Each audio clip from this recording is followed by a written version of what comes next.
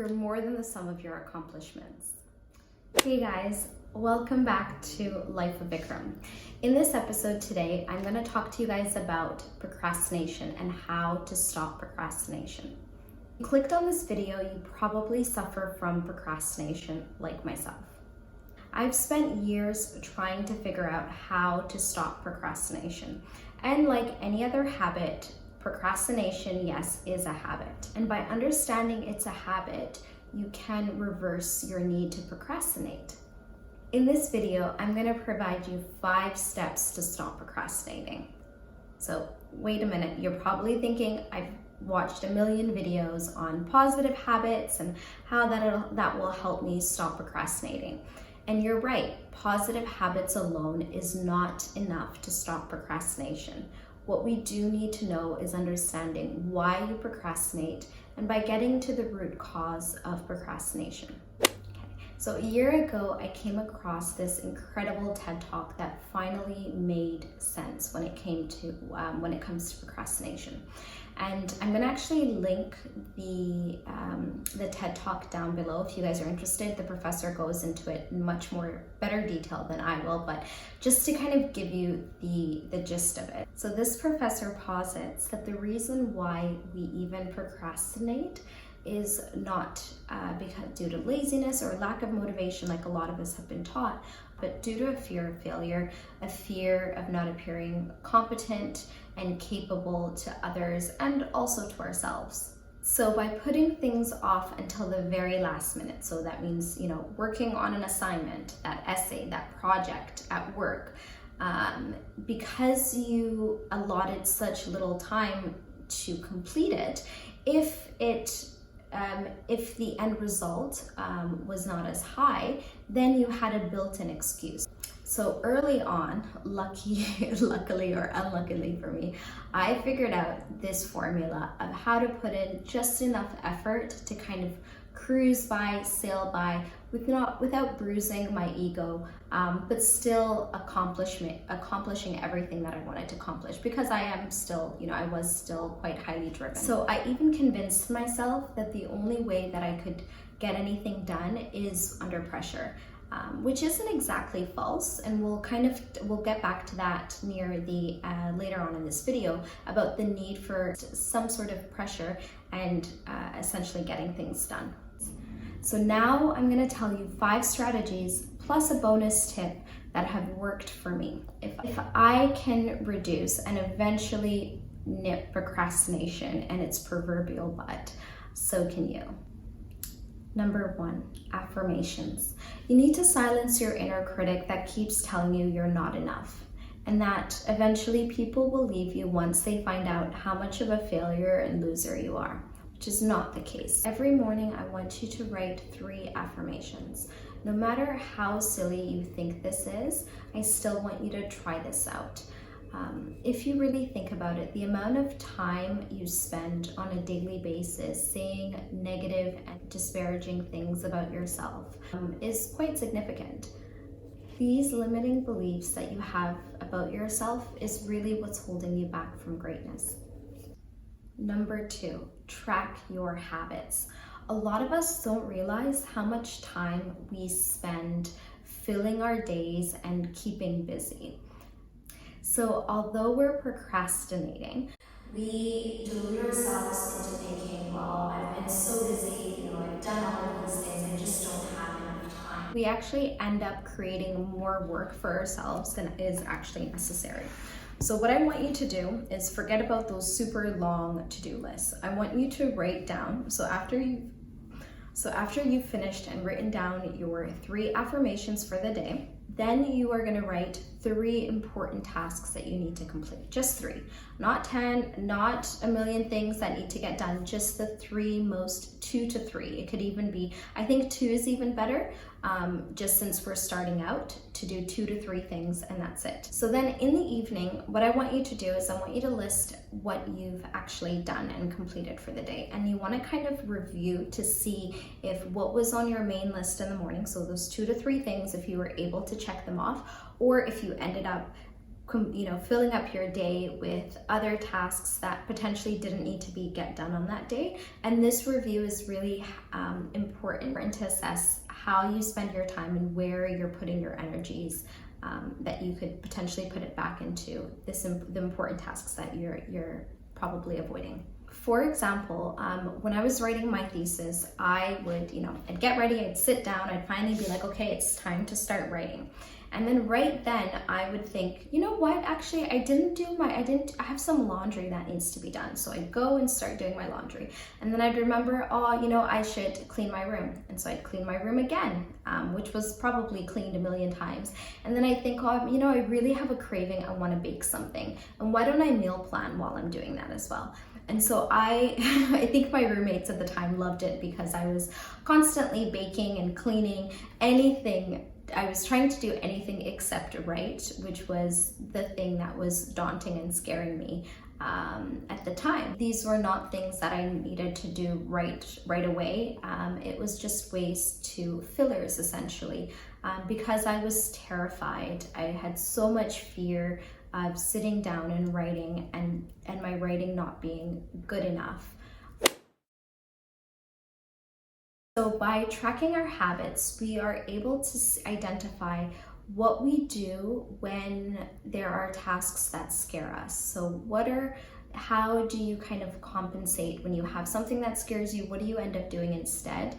And by recognizing this, we are able to then change those habits. So first is recognition before we can get to the next step of even implementing new habits and changing that. So what you want to do is you want to make barriers for your procrastination. And what I mean is, so what I did in my situation is I ended up in the mornings, I would wake up, get dressed, I'd have all my books, laptop, everything in my bag ready to go. And I actually ended up writing most of my thesis in a cafe. And I also had a partner there, so someone that would hold me accountable and make sure I was writing it. And so since I was not physically in the apartment, this made it harder for me to then try to procrastinate and do something else. A, I had someone that was holding me accountable, and B, I've implemented some sort of barrier. And number 3, plan your routine the night before. So what you want to do is you want to plan your morning so that you do those important and scary tasks as early in the morning or as early in the day before you get distracted. So before you're able to make excuses for yourself and find other things to keep you busy and distracted, you want to get those done really early on in the morning. So say for example, you have a project or an exam in a week. So you're not going to just go and schedule study for exam and give it an entire day. What actually works better is if you kind of break it down into smaller steps. So if it's for an exam, into different topics, and you work on different topics for a couple of hours each day. Or if it's a project, you say allot 2 hours for prep and reading, and then, for example, another hour for writing, and then another day for review, another hour. So you break it down into small, manageable steps. You want to keep it simple, you want to keep it manageable, and that's super important for keeping consistent. Sometimes what actually helps, that I find really helps when I am planning my routines, is that I actually schedule less time than I think it'll take. So say for example, you have a project that you're working on and you have till today's Monday and you have till Friday. Instead of giving yourself 6-7 hours to do this, really think about it and say, okay, well, let's see if I can get this done in 3 hours. So you're gonna actually sit down and, for example, give yourself 3 hours to complete this entire project from beginning to end. And a lot of times there's a law called Parkinson's law. I'll put up the quote somewhere here or here, but essentially what this law means is that tasks end up taking the full amount of time that you allot for it. So the more time you give yourself, the longer it's going to take for you to complete it, and the less time you give yourself, the less time it'll probably take. So number 4, make it simple, make it manageable. So I kind of touched on that briefly when I was talking about writing routines out. So when you are actually writing these routines, it's very important that you keep them as simple and as manageable as possible. The reason why you want to do this is because you don't want to end up overexerting yourself with these lavish and probably very unattainable goals, okay, which will end up disappointing you, and then you end up starting this cycle of like, you set yourself up for failure essentially right from the start.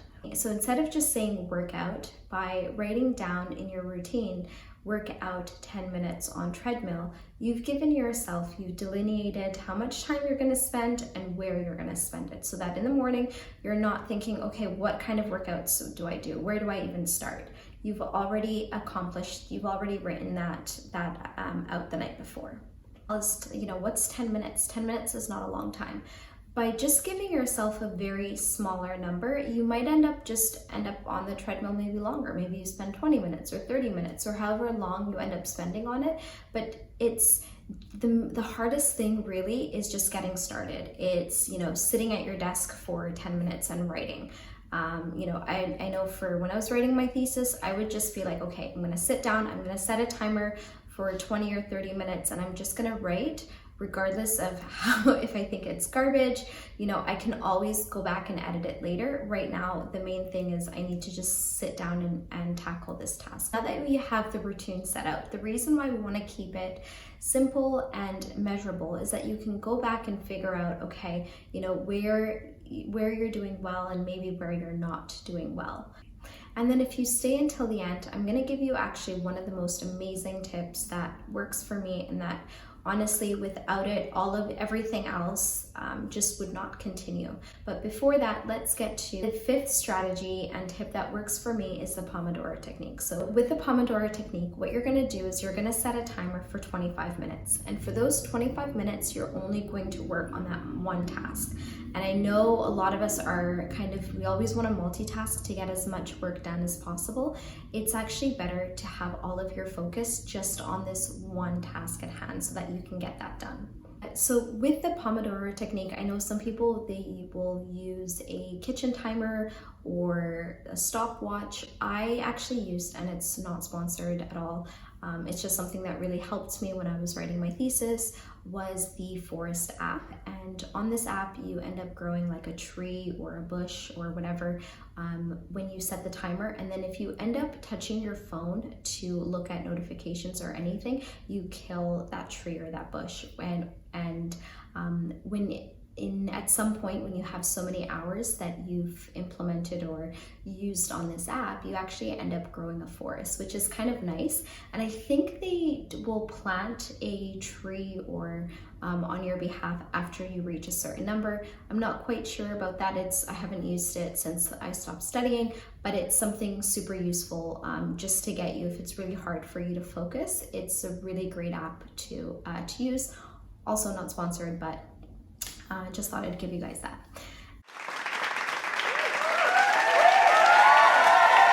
To finish off our bonus tip, the main thing, the most important thing I really think about in everything that we've said today, really you would not be able to continue it if you did not stop and honor all of your achievements.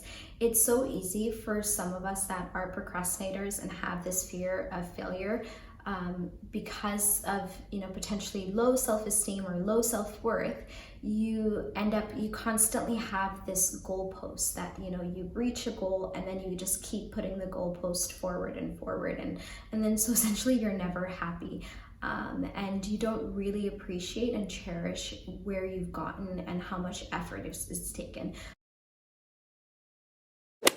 So in the mornings, you've written down your affirmations for the day. And in the evenings, I want you to check off everything. So when you're going and checking off what you've done, I also want you to kind of honor and cherish what you were actually able to accomplish, no matter how small that is.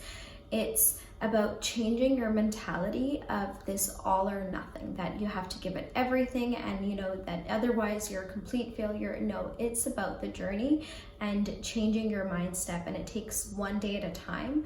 And that's by kind of going back and being grateful for what you've done, how much effort you've input. And sometimes it could be as small, especially, there's just one of those mental health days where it's hard enough, even just getting out of bed and brushing your teeth and taking a shower.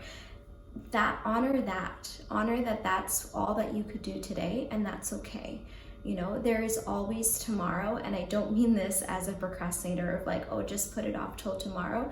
It's about also knowing, you know, that you can change and believing that you can, and really take a stance and saying, okay, you want to change your life, and it's about honoring the journey, and it's not the outcome that matters, right? It's all of these little steps in between of you changing and becoming the person that you know you can be and will be.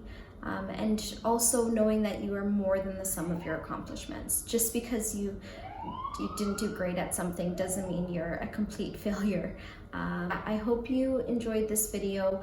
I hope you are able to implement some of these strategies. Let me know what tips and tricks have worked for you, what didn't, what you've tried.